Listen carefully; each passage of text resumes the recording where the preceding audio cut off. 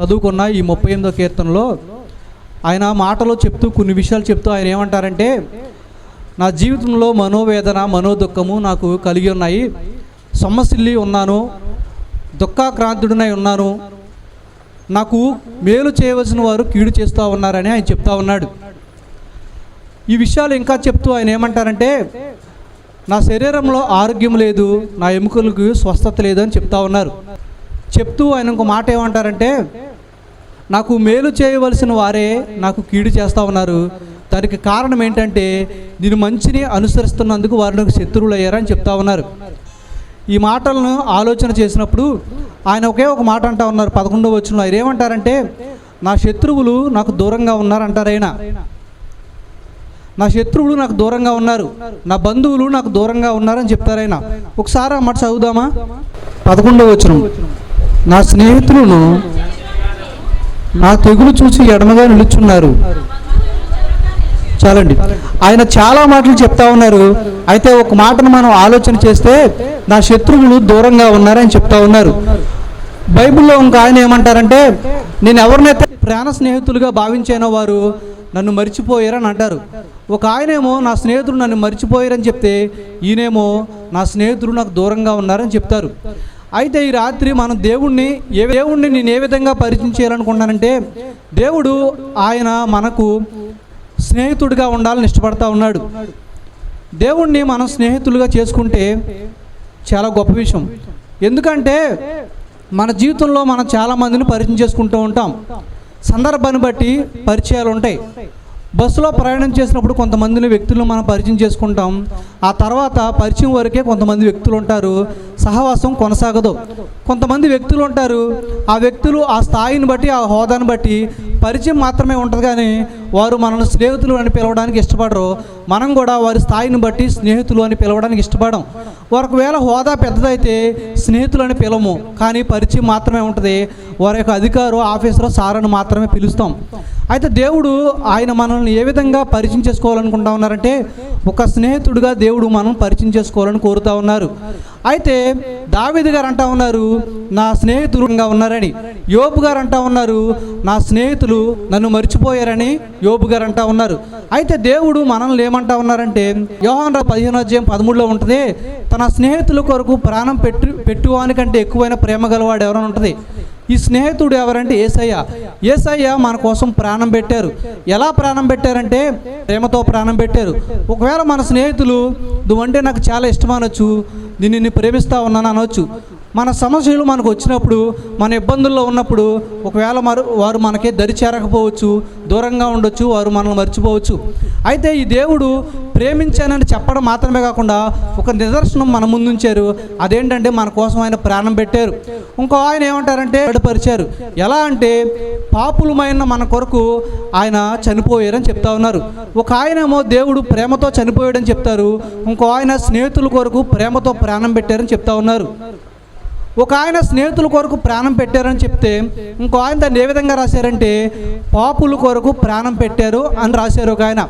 అయితే ఈ రోజున మనం యేసయ్యతో స్నేహం చేయడానికి ఇష్టపడతా ఉన్నామా? యేసయ్యతో స్నేహం చేయడానికి ఇష్టపడితే మన కుటుంబ సభ్యులకి చెప్పుకోలేని పరిస్థితులు, మన కుటుంబ సభ్యులకు వివరించలేని పరిస్థితులు, మన యొక్క బంధువులకి మనం తెలియజేసుకొని దేవుడు మనకు స్నేహితుడిగా ఉంటే ఆయనకు మనం అన్నీ చెప్పుకోవచ్చు. మనం కొన్నిసార్లు కొన్ని విషయాలు కొంతమందికి చెప్తాం, కొన్ని విషయాలు చెప్పలేని పరిస్థితుల్లో చెప్పం. అయితే యేసయ్య ప్రతి విషయాన్ని ఎరిగిన దేవుడు, మనం ప్రతి విషయాన్ని ఆయనకు చెప్పుకోవచ్చు. ఆయనకి స్నేహితులుగా ఉండాలంటే ఆయన ఏం చెప్పారంటే, నేను ఆజ్ఞాపించిన వాటిని చేసిన ఎడల మీరు నాకు స్నేహితులు అవుతారని చెప్పారు. ఆయన ఆజ్ఞాపించిన విషయాలు ఏంటంటే, ఆయన వెలుగులో నడిచిన ప్రకారం మనము వెలుగులో నడిస్తే ఆయనతో సహవాసం కలిగి ఉంటాం. పరిచయం చేసుకున్న తర్వాత సహవాసం ప్రతి ఒక్కరికి ప్రాముఖ్యం. కొంతమంది మనం పరిచయం చేసుకొని పరిచయం వరకే పరిమితం చేస్తాం. అయితే సహవాసం ఎప్పుడైతే ఒక వ్యక్తికి ఉంటుందో ఆ వ్యక్తితో మన బంధం అనేది దృఢంగా ఉంటుంది.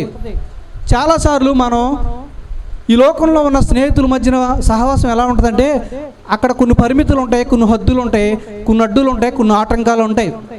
ఎలా అంటే ఒక వ్యక్తి నాతో స్నేహం చేయాలంటే నా స్థాయిని చూస్తాడు, నా హోదాను చూస్తాడు.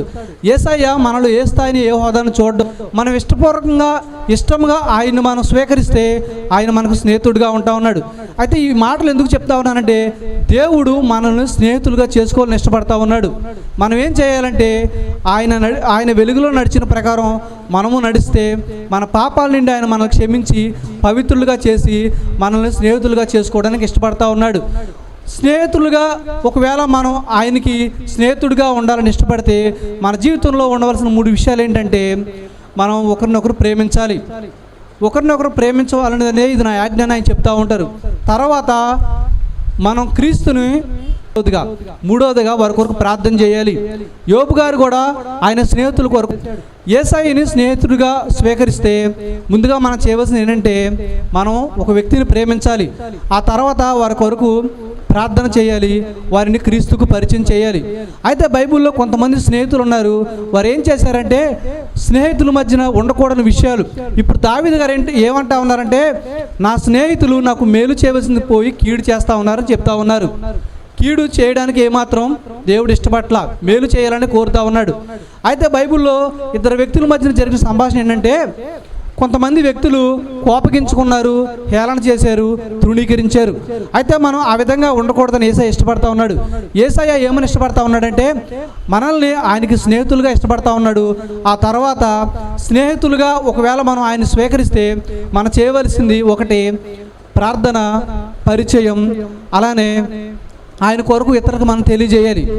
యేసయ్యను ఇతరులకు మనం పరిచయం చేయాలి, మనం ఒకరినొకరు ప్రార్థించాలి. చేయకూడని విషయాలు ఏంటంటే, మనం కోపపడడానికి వీల్లేదు, మనం తృణీకరించడానికి వీల్లేదు, హేళన చేయడానికి వీల్లేదు. ఒకవేళ ఈ లోకంలో స్నేహితులు ఉంటే ఉండొచ్చు, కానీ వారు ఒక ప్రాంతానికి మాత్రమే పరిమితం, ఒక స్థాయికి మాత్రమే పరిమితం. మన స్థాయి ఒకవేళ పెరిగినా, వారి స్థాయి పెరిగినా మనుషుల్లో ఒక విధమైన వివాదాలు పెరుగుతూ ఉంటాయి. అయితే ఈ స్నేహితులకి ఏ విధంగా మనం ఈ లోకంలో జరిగే విషయాలు చెప్పి మనం సమస్తము చెప్పుకోవచ్చు. యేసయ్య మనం ఏది చెప్పినా వద్దనే దేవుడు కాదు, సమస్తము మనం చెప్పే మాటలు స్వీకరించే దేవుడు. అందుకోసమే ఆయన నీ కోసం నా కోసం ప్రాణం పెట్టాడు. 20 మంది స్నేహితులు వారు చేసే సహవాసాన్ని బట్టి వారు ఏ విధమైన జీవితాన్ని కలిగి ఉన్నారో చెప్పొచ్చు. అందుకే బైబిల్లో ఒక మాట ఉంటుంది, జ్ఞానులతో సహవాసం చేస్తే జ్ఞానం గలవాడవుతాడు, మూర్ఖులతో సహవాసం చేస్తే చెడిపోతాడని ఉంది. రాత్రి మనం ఎవరితో సహవాసం చేస్తూ ఉన్నాం, మనం చుట్టూ తిరిగే ప్రాంతంలో మనం ఉండే ఈ పరిస్థితుల్లో మనం ఎవరితో సహవాసం చేస్తూ ఉన్నాం, మన సహవాసం ఏ విధంగా ఉంది? జ్ఞానులతో సహవాసం చేస్తూ ఉన్నామా, మూర్ఖులతో సహవాసం చేస్తూ ఉన్నామా? మనం యేసయ్యతో సహవాసం చేయాలి. ఆయన మాత్రమే మనకి ప్రాణ స్నేహితుడు. ఎందుకంటే ప్రేమతో ఆయన మన కొరకు ప్రాణం పెట్టాడు. పాపులమైన మన కొరకు ఆయన చనిపోయాడు. కాబట్టి మన కొరకు ప్రేమతో ప్రాణం పెట్టిన యేసయ్యను మనం స్నేహితులుగా చేసుకుందామా? చేసుకొని ఆ ప్రకారం మనం కూడా కొంతమందిని యేసయ్యకి పరిచయం చేద్దామా? ఆ విధంగా మనం పరిశీలన చేసుకున్నట్లయితే నిజమైన స్నేహితుడు ఎవరో మనం గుర్తుపట్టవచ్చు. చాలామంది నీకెందుకురా, ఆపదలు ఉన్నప్పుడు నేను వస్తాను అని చెప్తూ ఉంటారు, కానీ ఆ సమయంలో స్నేహితులు మనకు అందుబాటులో ఉండరు. బైబిల్లో ఏమనంటుంటుందంటే, నిజమైన స్నేహితుడు విడవక ప్రేమిస్తాడు, దుర్దశలో అట్టువాడు సహోదరుడిగా ఉంటాడని ఉంటుంది. నిజమైన స్నేహితుడు ఎవరంటే యేసయ్య మాత్రమే. ఈ లోకంలో ఉన్న స్నేహితులు నిజమైన స్నేహితులను అంటారు, కానీ నిజమైన స్నేహితులు కారు. ఎందుకంటే వారు ప్రాణం ఇవ్వగలిగితే నీ కొరకు మాత్రమే ప్రాణం ఇస్తారు. కానీ స్నేహితుడు ఎవరి కోసం ప్రాణం పెట్టాడంటే సమస్త మానవాళి కొరకు ప్రాణం పెట్టాడు. అందుకే ఈయన నిజమైన స్నేహితుడు, ఈయన గొప్ప స్నేహితుడు, ఈయన ప్రాణం పెట్టిన స్నేహితుడు. అయితే రాత్రి ప్రాణం పెట్టిన స్నేహితుడు మనం ఒకసారి గుర్తు చేసుకుందామా? ఆయన ఏ విధంగా నీ కొరకు ప్రాణం పెట్టాడు, ఏ విధంగా నిన్ను ఉండమని చెప్తా ఉన్నాడు. యేసయ్య మనకి స్నేహితుడిగా ఉంటే మన జీవితంలో మనం ఏం చూస్తామో జ్ఞాపకం చేసుకుందాం. చిన్న నిర్ణయం తీసుకుందాం. నిన్ను స్నేహితుడిగా స్వీకరిస్తానయ్యా, ఎందుకు నీవు స్నేహితుడు అంటే నా కొరకు ప్రాణం పెట్టేవయ్యా అని చెప్దాం. ఈరోజున చాలామంది స్నేహితులు మనకి అందుబాటులో ఉండరు, కనుమరుగైపోతూ ఉంటారు. అటువంటి పరిస్థితుల్లో మనం గుర్తు చేసుకోవాల్సింది ఏంటంటే, అయ్యా నీవు నిజమైన స్నేహితుడు, నా సమస్యలని నీకే చెప్తా ఉన్నానని మనం జ్ఞాపకం చేసుకుందాం. అంటే నా బంధువులు నాకు దూరం అయ్యారు, నా స్నేహితులు నాకు దూరం అయ్యారు, నేను ప్రేమించేవారు కూడా నాకు దూరం అయ్యారని చెప్తారు. యోబు గారు ఏం చెప్తారంటే, నా ప్రాణ స్నేహితులు నన్ను మర్చిపోయారని చెప్తా ఉంటారు. మన ప్రాణ స్నేహితులు మర్చిపోవచ్చు, మన బంధువులు మర్చిపోవచ్చు, కానీ యేసయ్య మనల్ని మర్చిపోయే దేవుడు కాదు. అయితే రాత్రి యేసయ్యని స్వీకరిద్దామా? స్నేహితుడుగా ఆయన మనం స్వీకరిస్తే స్నేహితుడితో ఏ విధంగా మనం చెప్పుకుంటామో ఈయనకు కూడా మనకు ఆ విధంగా చెప్పుకోవచ్చు.